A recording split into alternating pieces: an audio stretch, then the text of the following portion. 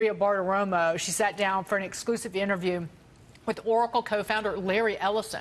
In part two, the tech giant touches on his philanthropic efforts, China's intellectual property theft, and the state of politics in America. You mentioned Democrats and Republicans. Let me ask you about that, because you were a big donor. You were a donor during the 2016 election. You supported Marco Rubio. How's President Trump doing?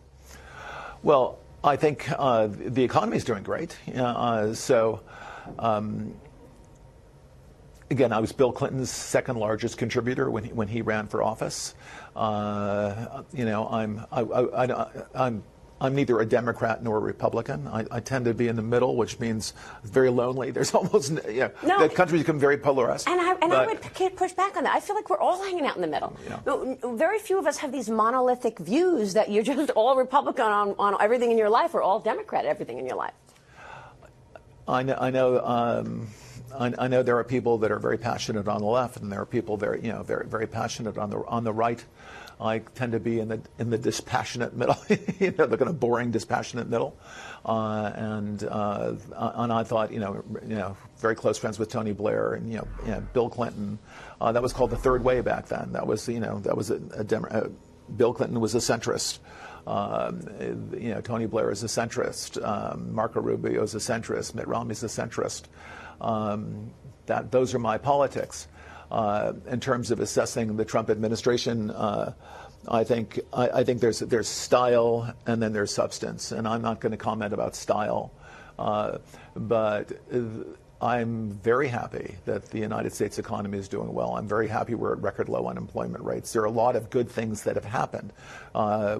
People want to assign some of the credit to Barack Obama, some of Donald Trump. I mean, that's their. Everyone has their own opinion.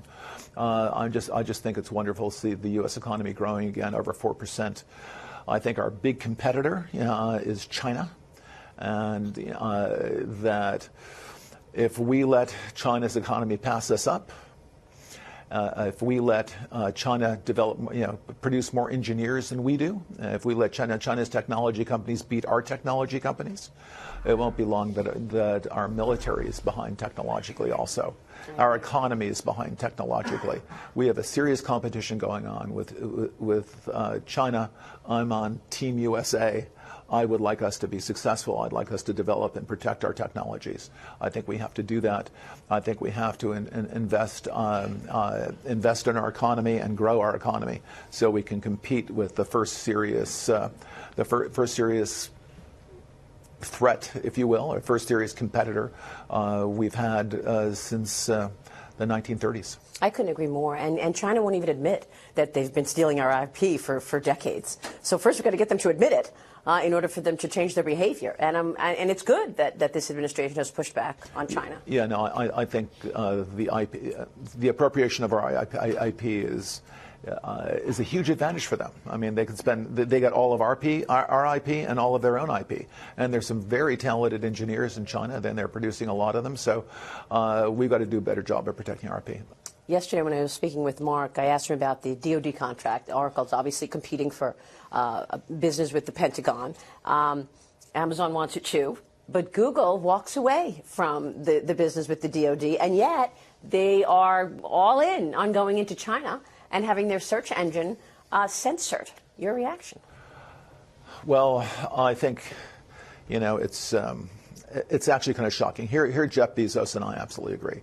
I think U.S. tech companies who say we will not support the U.S. military. We will not work on any technology that helps our military, but yet goes into China and facilitates the Chinese government surveilling their people is pretty shocking.